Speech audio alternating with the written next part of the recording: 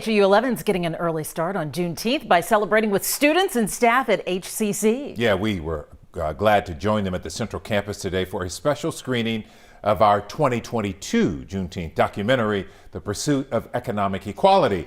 And following the screening, Mia, myself, and our executive producer, Jennifer Moore, took questions from the audience wanting to know how long does it take to put these projects together, a few months, and what it's like to visit some of the historical landmarks. Now, in this year's documentary, we are highlighting Juneteenth's impact on education.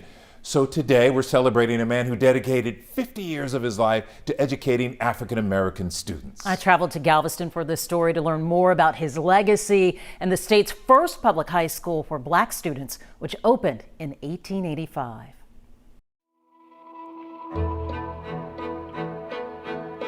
John Rufus Gibson, an unsung hero of early educators, a legacy often overlooked, but not lost on people like a longtime Galveston School Board trustee, David O'Neill Jr. You still can't forget the significance of the impact of the individuals before you. From 1888 to 1935, Gibson served as the principal of Galveston Central High School, the first public high school for Black students west of the Mississippi River. Most students, people were going to school, it was to the 8th grade.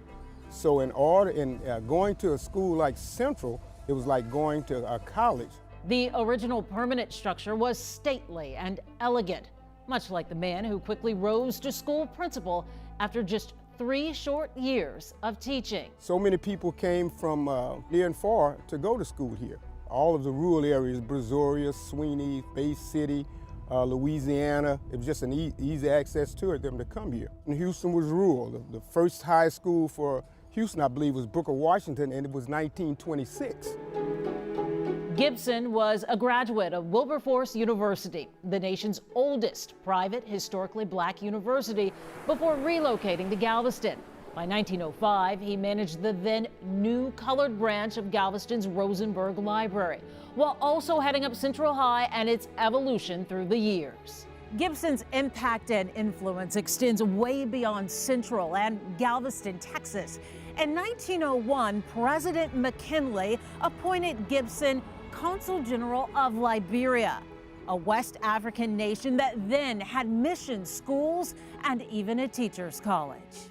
But by far, his greatest contribution and lasting legacy was at the head of the class, says historian Sam Collins. There are children and adults still being impacted by his work. We need more men, specifically men of color, to help educate young people. Men who will serve the classroom and their community, all while encouraging the next generation and carrying on the legacy of John Rufus Gibson. This is just one of the many narratives from a collection of stories in KHU 11's latest Juneteenth special. You can watch Juneteenth 1865 to 2023, The Freedom to Learn, on Monday, June 19th at 7 p.m. You'll also be able to stream it on the KHU 11 Plus app.